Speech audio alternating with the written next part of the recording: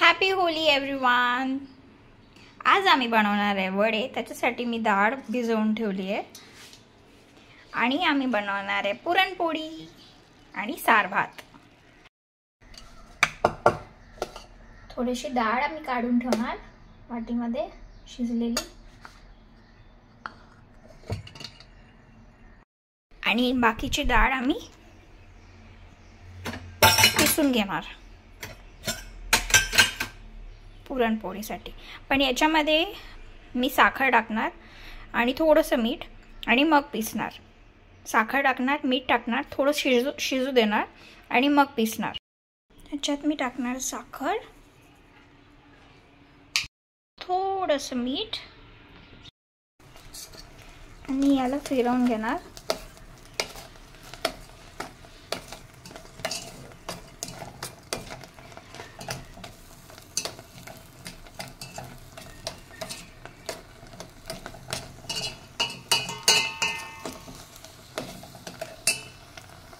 साखर विरघळली आहे तर मी याला काढून घेणार।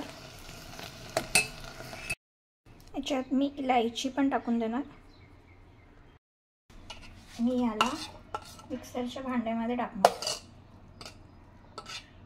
आणि याचं बारीक पेस्ट करून घेणार। पण हे कोरडं राहायला पाहिजे म्हणून मी पाणी नाही जाऊ देणार।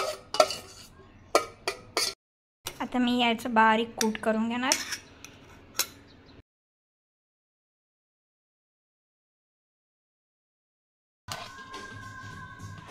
डाळीला मी असं वाटून घेतलं।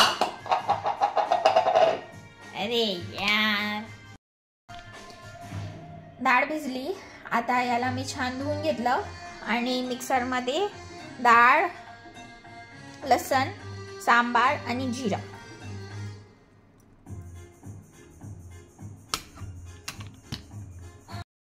याच्यामध्ये मी आता सगळं टाकलं आणि आता मी याला मिक्स करणार मिक्सरमध्ये।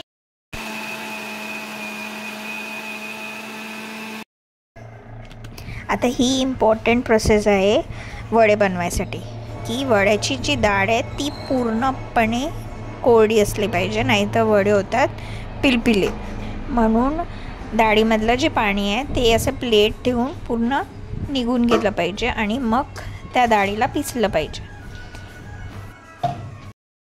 आता सार भात बनवायसाठी मी इकडे भात पण मांडून दिला आहे आणि भात झाला की मग आपण आता इकडे मिक्सरच्या भांड्यामध्ये सारसाठी लागणारं पेस्ट रेडी करूया। त्याच्यासाठी आपण थोडंसं जिरं घेऊ, सांबार घेऊ आणि लसणाची एक पाकळी घेऊ आणि एक असं थोडंसं दरदरं पिसून घेऊ।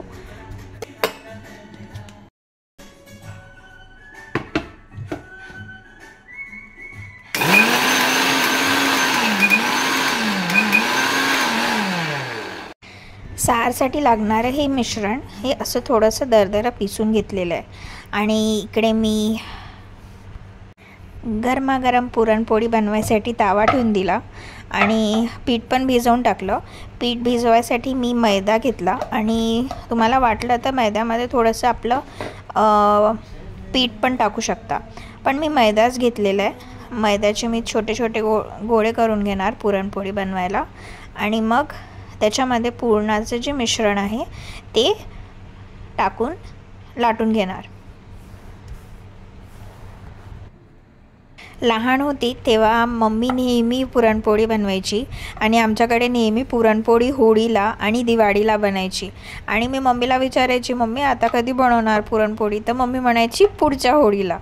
आणि इतकी सुंदर बनवायची माझी मम्मी पुरणपोळी की खाताच तोंडाला पाणी सुटायचं, म्हणजे इतकी सुंदर लागायची ती आणि तिच्या हातात वेगळीच चव आहे।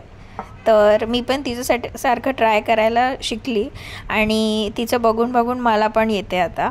आणि आता याच्यामध्ये मी पुरणपोळीचं जे आपण पुरण घेतलं होतं ते मी पोळीवर ठेवून देणार आणि त्याला असं छोटंसं गोळा बनवून टाकणार आणि मग त्याला लाटून घेणार।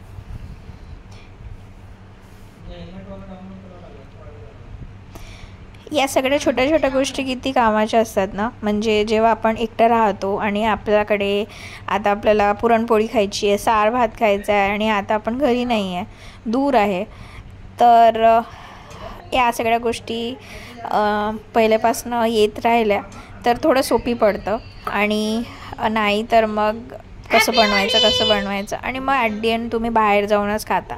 पण बाहेर किती पण खाल्लं तरी घरची जी चव आहे ती घरीच येते, आणि घरचं एक वेगळाच टेस्ट वाटतो.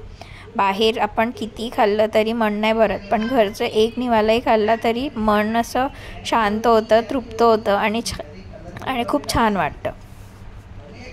मी पोळीला असं थोडंसं दाबून घेणार हातानेच, आणि मग थोडंसं पीठ टाकून त्याला लाटून घेणार. मी ट्राय करणार की ही माझी पुरणपोळी फुगली पाहिजे, आणि फुगली तर ती अजून छान आणि टेस्टी बनते. तर मी त्याला थोडंसं बरोबर लाटून घेणार सगळीकडनं, आणि मग तावा गरम करायला ठेवलाच आहे, त्याला मी मग ताव्यावर टाकून शेकून घेणार. मी पहिल्यांदाच असं मराठीमध्ये व्हिडिओ बनवत आहे. मी प्रयत्न करत आहे की मी तुम्हाला दुबईमध्ये आम्ही होळी कशी साजरी केली ते दाखवेल. आता मी तावा ठेवून दिला आहे, माझा भात तिकडे शिजत आहे, आणि मी इथे पुरणपोळी टाकून दिली ताव्यावर. आता ही शिजेल तोपर्यंत माझं भात पण होऊन जाईल, आणि मग मी सार पण लावून देणार साईडला.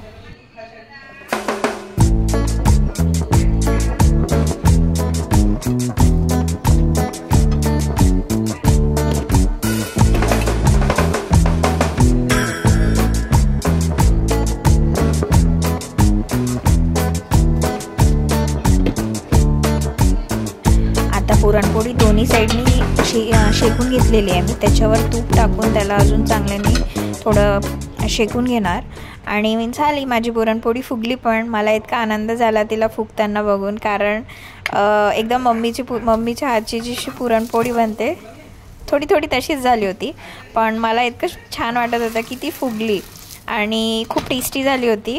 आणि मी साखर पण बरोबर टाकली होती, आणि इलायची जी टाकली होती त्याची एक वेगळीच टेस्ट येत होती पुरणपोळीमध्ये. आणि होळी म्हटलं तर पुरणपोळी तर पाहिजेच, तर म्हणून मग मी म्हटलं चला आज आपण पुरणपोळी बनवूया, आणि खरंच खूप सुंदर झाली होती. मग मी असं करत एक 2-3 पुरणपोळ्या बनवून घेतल्या. पुढे मग मी तुम्हाला दाखवते की मी सार कसा बनवला.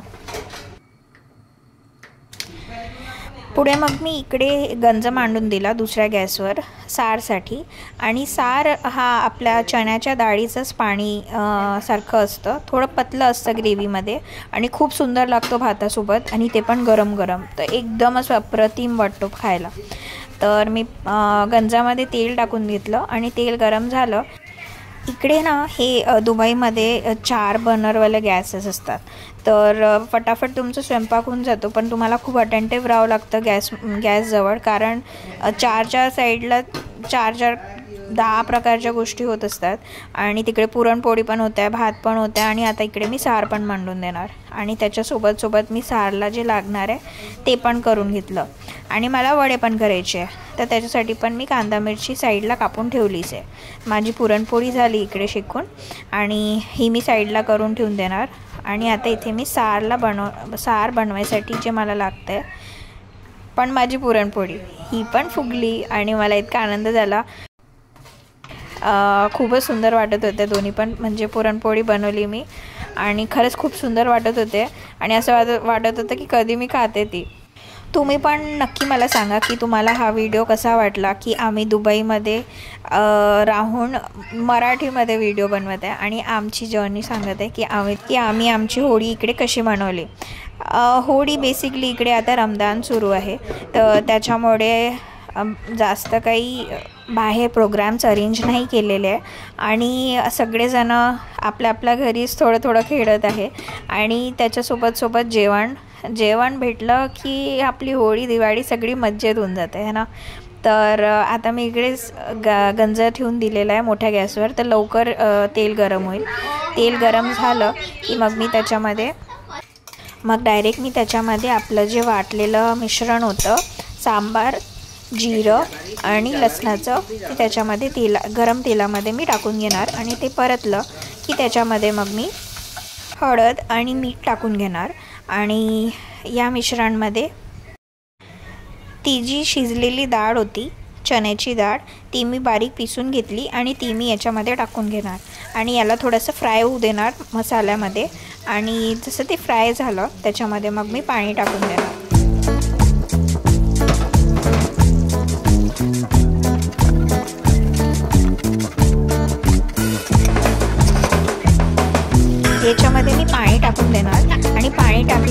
छान मिक्स करून घेणार ताकी त्याच्यामध्ये कुठले पण लम्स नाही राहिले पाहिजे. आणि कढीपत्ता तर मी विसरूनच गेली, तर मी कढीपत्ता वरून टाकून देणार आणि कढीपत्त्याला चांगलं मिक्स करून घेणार. याला एक उकडी येऊ देणार. उकडी आली की झाला आपला सार रेडी आहे आणि भात पण रेडी आहे. तुम्ही पण नक्की हे बनवून बघा आणि भातासोबत खाऊन बघा, इतकं सुंदर लागतं आणि तुम्हाला अजून बनवून खायची इच्छा होईल. पण आता मी ही साईडला करून ठेवून देते आणि गॅस करते बंद आणि याला झाकून बाजूला ठेवून देते, कारण आपल्याला बनवायचे वडे. किचनमध्ये आलं की खूपच कामं असतात, एकामागे एक खूप सारे कामं लागूनच असतात. फेस्टिवल म्हटलं तर बापरे अजून वाढून जातात कामं, है ना. पण फेस्टिवल असलं आणि घरी काहीतरी नवीन बनवलं तर मजाच वाटते. आता आशिषनी थोडंसं काही नवीन हे आणलं होतं, लौकी आणली होती त्याने. इकडे हे अशा प्रकारचे परोठे भेटतात, लच्छा पराठा. त्याला तुम्हाला फक्त ताव्यावर भाजावं लागतात.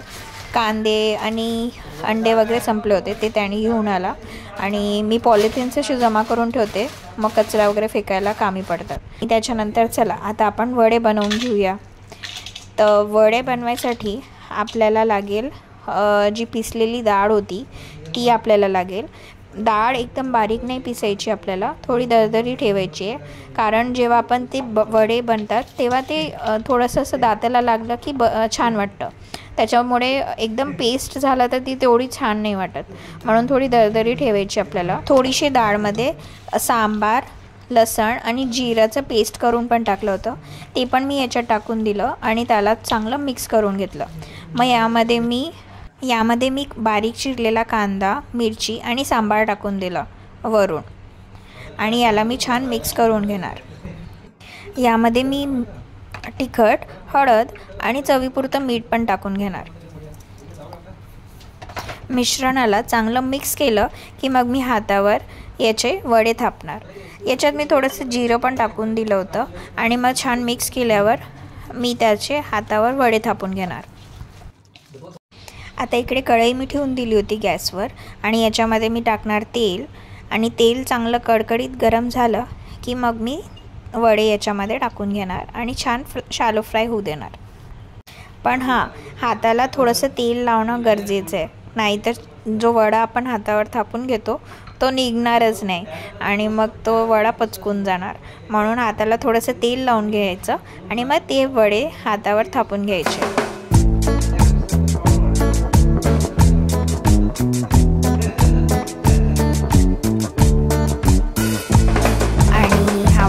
तेलामध्ये आणि याला छान भाजून घेणार, छान फ्राय होऊ देणार तेलामध्ये आणि असेच मी माझे बाकीचे पण वडे फ्राय करून घेणार तेलामध्ये.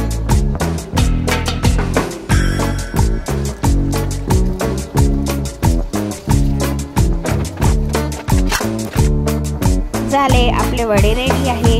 चला की मग आपण जेवण करायला रेडी. आजचं आमचं होतं होळी स्पेशल वडे, सार भात आणि पुरणपोळी. जेवण पण आम्ही वाढून घेतलं. पुरणपोळी घेतली, मस्त गरम गरम तूप टाकलं त्याच्यावर, सार, वडे आणि भात.